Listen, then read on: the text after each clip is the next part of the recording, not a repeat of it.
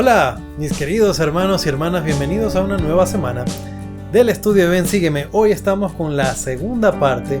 Ya conversamos en la primera acerca de Éxodo 1 y 2. Hoy vamos del 3 hasta el 6. Me dejé la parte más larga. Daniel, ¿por qué eres así?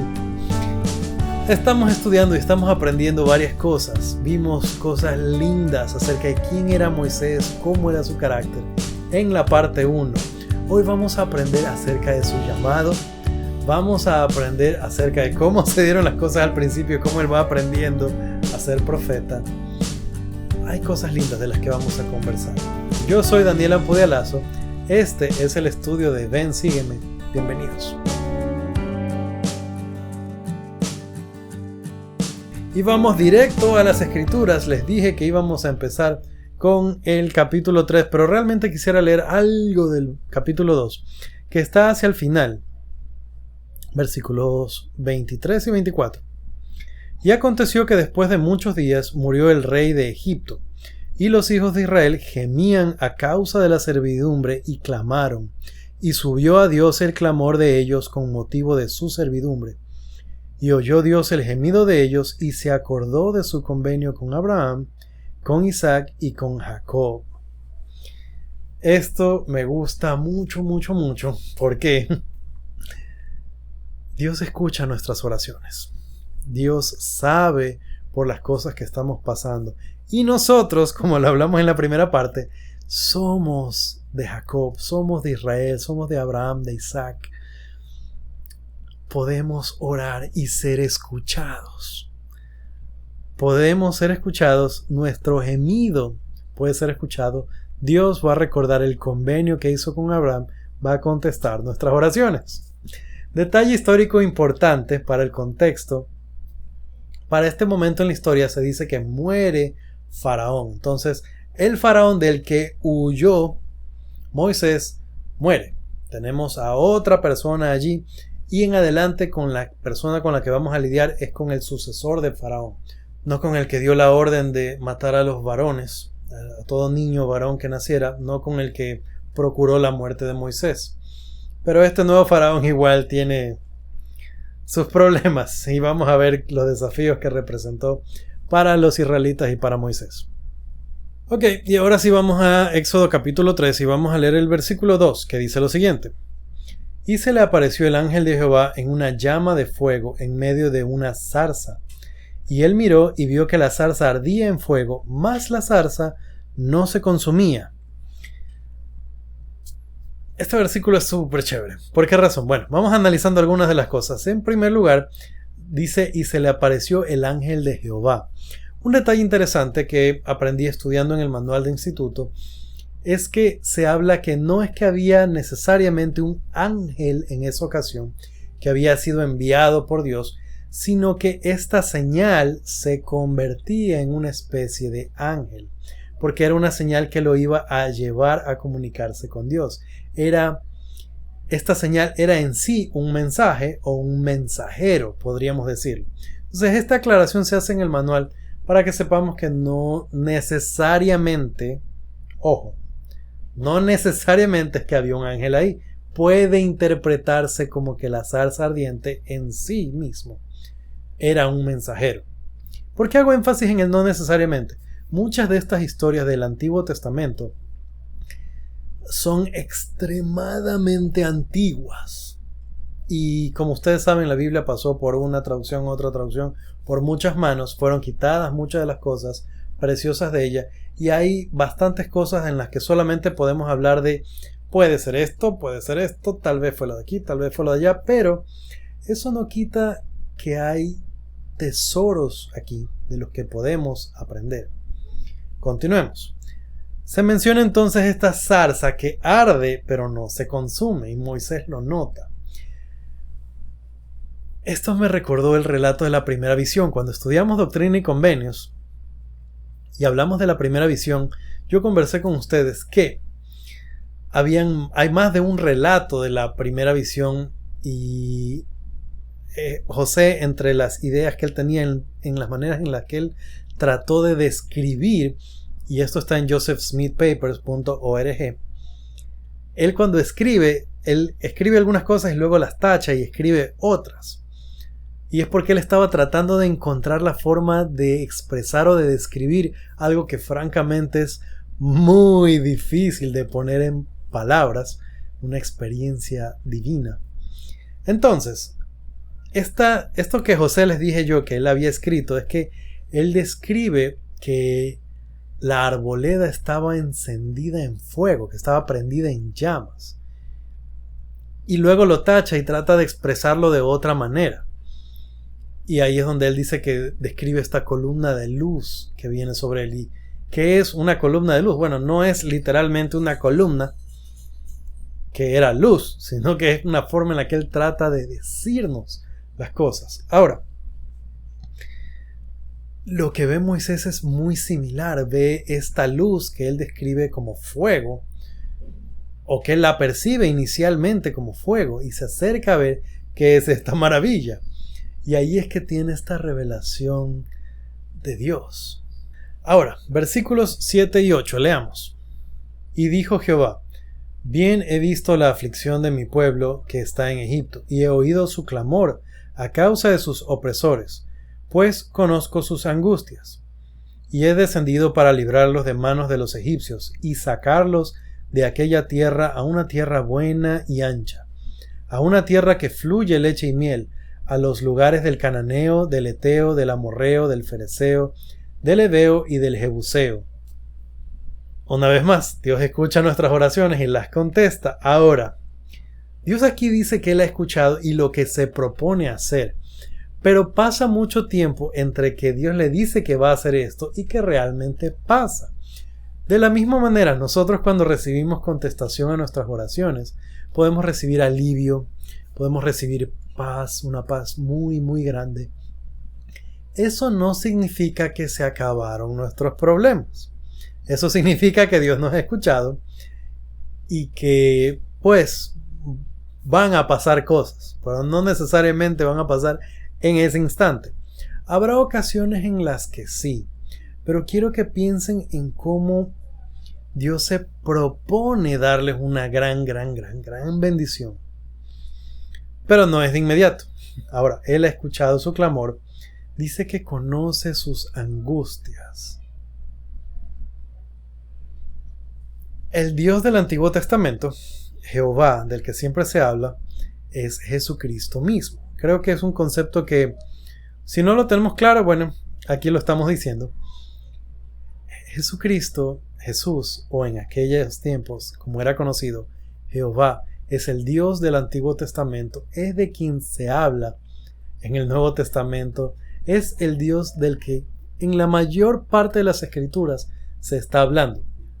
Para mí es notorio que Él dice, conozco sus angustias, y esto me hace pensar, correlacionándolo con escrituras del Libro de Mormón, en las que se habla de Jesucristo. Se dice que el Espíritu Santo conoce todas las cosas, sin embargo, es necesario que el Hijo del Hombre padezca. Para mí esas palabras siempre se me quedan dando vueltas en la cabeza, porque se habla de que el Espíritu Santo conoce todas las cosas. Jesucristo aquí, en este momento, Jehová, aún no ha padecido el dolor combinado de todos los hombres, pero dice, conozco sus angustias. Jesucristo sabe por lo que pasamos, aún desde antes de venir a la tierra Él y de tomar carne, aún antes de padecer los dolores de la gran expiación. Él ya lo conocía lo que tendría que pasar, conocía lo que nos pasa a nosotros. Ahora, este conocer es estar al tanto, y uno puede ser movido a misericordia por saber lo que le pasa a otra persona, pero es totalmente otra cosa pasar por lo mismo. Siglos después, Jesucristo pasaría por algo mucho peor y llegaría a entender ya de otra manera las cosas por las que nosotros pasamos, pero Él ya conocía nuestras angustias. Esto me hace pensar a nosotros también. Yo puedo saber lo que le pasa a alguien más. Puedo conocer de ello, puedo enterarme. Pero otra cosa es cuando yo he vivido lo mismo. Y esto es un llamado para ser comprensivo con otras personas y con sus dificultades. Hay un tema que me da vueltas y vueltas a la cabeza. Y es el de las enfermedades mentales. Tengo muchas cosas que quisiera compartirles acerca de eso. Pero el tiempo no es suficiente en estos cortos videos en los que tenemos que hablar de muchas cosas para hablar de ello. Pero quisiera decir brevemente que a mí me puede pasar algo y le puede pasar exactamente lo mismo a otra persona, pero no va a ser igual, porque no somos iguales. Y como no somos iguales, la forma en la que una persona percibe sus problemas y sus dificultades no va a ser igual que otra persona y cómo ella percibe sus dificultades y problemas. Podemos hacer un mejor ejercicio por pensar y al ponernos en los zapatos de otra persona, tratar de entender de qué manera afectan los problemas a otros. Moisés tuvo esa capacidad. Él vio a sus hermanos, vio sus dificultades y él no pensó, ¿por qué sufren estos israelitas? Los egipcios han sido buenos conmigo. Es como hasta absurdo pensarlo así, pero a veces pensamos así, a veces somos así, de no entender las dificultades de otras personas, de no ser comprensivos con los problemas de otros. Jesucristo en este momento Jehová dice, conozco sus angustias. Nosotros deberíamos ser más comprensivos. Muy bien, vamos a ver el versículo 11. Creo que vamos a encontrar puntos en común. Ahora sí, ¿en qué nos vemos parecido a Moisés? Dice lo siguiente. Entonces Moisés respondió a Dios, ¿quién soy yo para que vaya a Faraón y saque de Egipto a los hijos de Israel? De todas las cosas lindas y buenas que hemos hablado de Moisés, es bueno recordar que era un ser humano. Después de todo era un ser humano y tenía dudas personales. No era poca cosa este hombre, era un gran hombre realmente.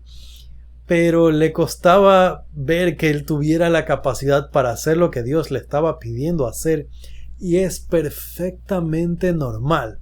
Ustedes y yo lo hemos sentido seguramente, que se nos llama a servir en algún llamamiento, se nos da alguna asignación, se nos pide hacer algo y uno se queda... ¿Yo? Obispo, ¿estás seguro? Es normal sentirnos inadecuados, inclusive cosas que pasan cuando la vida avanza y uno deja de preocuparse por la tarea del colegio y eventualmente por la de la universidad y empieza a preocuparse por la leche del bebé. Hay que comprar pañales y cosas así. Cuando una joven mamá tiene un bebé en sus brazos, su primer bebé, y se enfrenta al tú eres responsable por esa criatura. Hay momentos de la vida en la que uno ve ciertas situaciones y choca, yo tengo que hacer esto. Y esa transición de ser yo soy hijo de mi papá y mamá, ellos se encargan de los problemas y yo voy a la escuela. Y llega un momento de la vida en el que uno es el que tiene que pagar la escuela, pagar la matrícula, pagar la colegiatura. Y sin duda alguna, aún siendo adultos, seguimos recibiendo ayuda de nuestros padres. Yo hasta ahora, viejote, recibo ayuda de mis papás de muchísimas maneras, muchos aspectos. Y no es extraño que nos sintamos inadecuados para hacer algo, especialmente algo que aparentemente es muy grande para nosotros. Algo que puede ser difícil. Y podemos decir que tenemos algo en común con Moisés cuando se presenta una situación de este tipo, cuando nos damos cuenta que la vida puede ser complicada, que tal vez no estamos seguros de que podemos hacer algo. Y esto se va a muchos aspectos de la vida. Yo hace un momento les estaba hablando acerca de los problemas mentales y que tengo mucho para decir sobre ello. Y estaba pensando, aún para una persona que tiene desafíos de este tipo, puede ser un gran desafío aún vivir la vida, aún existir. Y digo esto con mucha reverencia y con mucho respeto, porque para una persona que tiene este tipo de dificultades es muy real que aún eso es algo difícil de hacer. Despertarse cada mañana y salir y hacer lo que tiene que hacer. Y en diferentes épocas de nuestra vida va a haber cosas que sean duras y difíciles. Ahora, no deberíamos mirar feo a Moisés porque él pensó que no era capaz. Seguramente en muchos momentos de nuestra vida nosotros no nos hemos sentido capaces.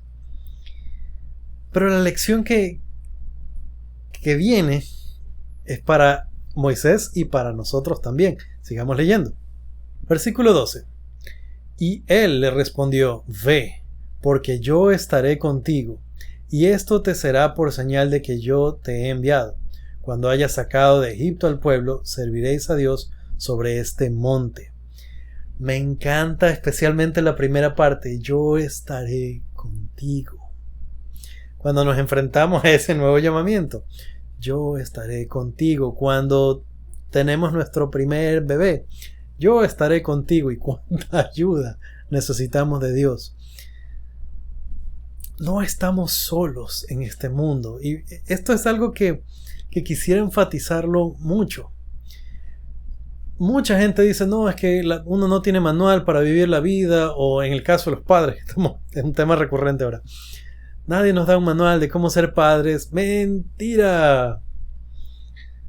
Nosotros recibimos nuestras primeras lecciones, esto lo aprendimos en La Perla de Gran Precio, en el libro de Abraham, antes de venir a la tierra. Aquí, antes de venir aquí a la tierra, nosotros estábamos habituados a vivir como familia con nuestro Padre Celestial. Al venir aquí somos separados. Fuimos separados y ya no podíamos ver a Jesucristo, ya no podíamos ver a nuestro Padre Celestial, y perdimos la asociación que teníamos allá con otros de los seres que vivían allá. Pero no se nos deja solos. Vinimos aquí como familias, y ahí la importancia de la estructura familiar. Eso por un lado. Por otro lado, viendo nuestro Padre Celestial, que no lo podríamos ver y que estaríamos separados de Él, un miembro de la Trinidad fue enviado a acompañarnos, el Espíritu Santo. Si hemos recibido el bautismo, entonces hemos recibido también el Espíritu Santo, el bautismo por fuego. Y el Espíritu Santo es un miembro de la Trinidad enviado a estar con nosotros. Y él le respondió: Ve, porque yo estaré contigo. No se nos deja solos para los problemas de la vida, para las dificultades que tenemos, y las tenemos. Siempre hay algo que está pasando. No se nos deja solos. Podemos marcar esta escritura y volver a ella cuando la necesitemos. Pensar: ay, Diosito, ¿qué hago con este problema? No puedo. Ve, porque yo estaré contigo. Ahora, Moisés dice: no, pero yo no sé ni hablar. Más adelante en las escrituras, yo no soy bueno para hablar. Otra vez, el manual del Antiguo Testamento de Instituto dice que tal vez Moisés tendría algún problema, un problema literal, un problema real para hablar, y no era bueno para hablar. Tal vez sea tartamudo o alguna cosa. No sabemos. Puede ser. Tal vez, más probable, pienso yo, esto se refería porque él fue criado egipcio con su nodriza, su mamá, hebrea. Entonces, ambos idiomas ya por este lado. Y vivió 40 años en Madián, con los madianitas, que hablaban otra cosa. Entonces, yo me imagino que él estaba pensando: yo no voy a poder comunicarme efectivamente con este barullo de idiomas que tengo en la cabeza. Tal vez va a hablar con un acento fuerte, tal vez no iba a hablar muy fluido. Y era una preocupación real. Ahora, para este punto, ya se dice que Jehová se molesta con Moisés. Y yo estoy tan agradecido que con nosotros es muy paciente, pero de sus profetas él exige mucho y demanda mucho. Valoremos a nuestros profetas, a los profetas actuales también. Y se le dice que se le va a dar esta ayuda, que Aarón puede hablar muy bien y que él puede hablar con Aarón y que le diga lo que se le manda a decir. Entonces, problema resuelto. Esto a mí me hace pensar que podemos recibir ayuda y no se espera que nosotros hagamos todo. Aún en este llamado de ser profeta, no se espera que Moisés haga todo él solo, sino que se le entrega ayuda para que pueda hacer las cosas en las que él ya no se abastece o para lo que no es naturalmente bueno. Ahora se le da el encargo, se le dice lo que tiene que hacer, lo que va a ir a hacer, y vamos a los versículos 19 y 20, que dicen lo siguiente: Mas yo sé que el rey de Egipto no os dejará ir, si no es por mano fuerte. Pero yo extenderé mi mano y heriré a Egipto con todas mis maravillas que haré en él, y entonces os dejará ir. Bueno, Dios conoce el fin desde el principio, obviamente. Y él sabe que se le comisiona a Moisés: ve y habla con Faraón, pero yo sé que no te va a escuchar. Yo sé que no va a ser fácil. Te lo voy diciendo desde ahora. No va a ser fácil, pero no te preocupes. Yo voy a mostrar mis maravillas. Esto se aplica a todo lo que hemos estado hablando.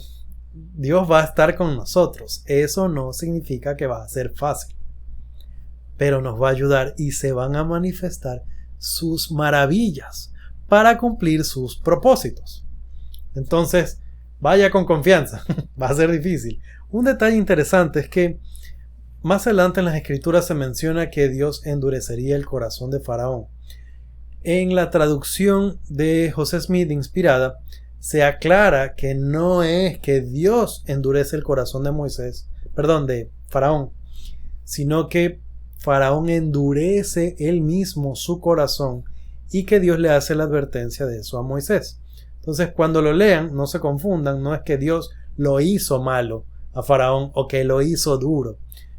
Él se hizo así solito. Y ustedes saben, uno es necio, uno solito. Ahora, en el capítulo 4, estamos en el capítulo 4. Varias de las cosas que les dije son del capítulo 4, de hecho. Y hay un versículo que para mí resultó muy raro y no hay mucha información para aclararlo muy bien, pero les voy a decir lo que alcancé a investigar para que ustedes no se queden rascando la cabeza como yo cuando lo lean. Capítulo 4, versículo 24 y 25. Y aconteció en el camino, en una posada, que le salió al encuentro Jehová y quiso matarlo. Entonces Séfora tomó un pedernal afilado y cortó el prepucio de su hijo y lo echó a los pies de Moisés, diciendo: a la verdad tú me eres un esposo de sangre. Cuando leí eso yo me quedé completamente confundido, sin entender razón ni nada. El manual de instituto y la traducción inspirada de José Smith nos aclaran un poco más, pero no completamente. ¿Qué era lo que estaba pasando? Resulta que Moisés y Séfora tenían un hijo y este hijo no había sido circuncidado. Séfora no quería y Moisés no había insistido, aun cuando él sabía que por ley todo varón israelita debía ser circuncidado. Esto que le sale al camino, le sale al encuentro de Jehová y quiso matarlo, suena muy extraño y no hay mucha aclaración de ello más allá de que no es un complot de asesinato o algo así. Yo creo que ni ustedes ni yo podemos realmente imaginarnos a Dios por ahí caminando con un cuchillo queriendo matar gente. Obviamente hasta el pensamiento de ello es absurdo. Lo que sí se aclara es que Jehová estaba, Dios, Jesucristo, molesto con Moisés. Ahora, ¿por qué razón? Porque Moisés siendo él el profeta llamado por Dios, tenía a su hijo incircunciso, que no se había circuncidado. Y era algo que se debía hacer. Aquí se ve que la esposa lo salva, que Séfora finalmente, pienso yo, cede. Y le hace la circuncisión a su hijo para que Dios quede tranquilo, quede satisfecho. Y esta, si bien es una cosa bien rara, podemos sacar provecho de hablar de esto, porque nos dice la importancia de las ordenanzas del Evangelio. Nosotros no podemos andar por la vida sin hacer las ordenanzas, especialmente si hemos sido llamados por Dios, especialmente si hemos conocido a los misioneros. Si ellos nos han enseñado, si la luz de la verdad está ante nosotros, debemos hacer convenio con Dios. Y más correctamente, convenios, porque no es uno, sino que son varios. Y tenemos que hacer estas cosas. Y es muy importante que tomemos todas las ordenanzas, todos los convenios.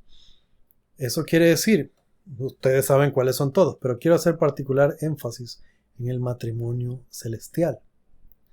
No es solo de ser bautizado. Hay que recibir el sacerdocio. Hay que hacer las ordenanzas en el templo, las ordenanzas individuales. Hay que recibir el matrimonio.